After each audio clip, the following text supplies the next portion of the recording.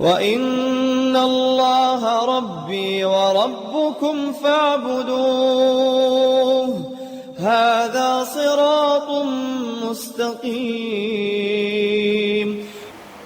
Bagaimana cara terbaik dalam mensyukuri nikmat kemerdekaan dan kedamaian yang Allah berikan melalui sebab perjuangan pahlawan-pahlawan negeri ini? Ya, di antara cara terbaik untuk mensyukuri nikmat kemerdekaan dan kedamaian negeri ini, dan hari ini hari kemerdekaan, 17 Agustus. Bagaimana cara kita mensyukuri nikmat ini? Yang pertama,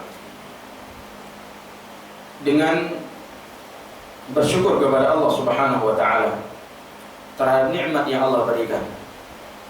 Kemudian tingkatkan ketakwaan kepada Allah Subhanahu wa taala dan pelajari agama Allah Subhanahu wa taala dengan baik, serta jauhi dosa-dosa kesyirikan dan kebid'ahan, agar kemerdekaan dan kedamaian itu terus abadi diberikan oleh Allah Subhanahu wa taala.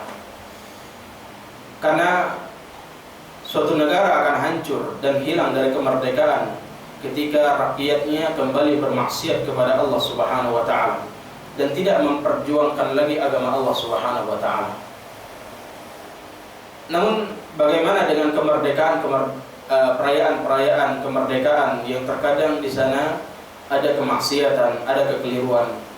Maka kita berlepas diri dari kekeliruan-kekeliruan dan kesalahan-kesalahan tersebut dan kita tidak mengikutinya. Adapun cara kita bersyukur, maka kita bersyukur kepada Allah Subhanahu wa taala dengan mengagungkan Allah Subhanahu wa taala. Dan yang terakhir juga di antara cara mensyukuri nikmat kemerdekaan yang terakhir yaitu mentaati pemerintah yang sah. Mentaati pemerintah yang sah, baik itu pemerintah yang ada di atas presidennya, atau pemerintah daerahnya, atau pemerintah yang ada di tempat tinggalnya, atau pemerintah yang bertugas di dalam mengamankan negeri ini. Maka taati himbauan dan arahan-arahan mereka. Itu termasuk cara bersyukur terhadap nikmat Allah Subhanahu wa taala.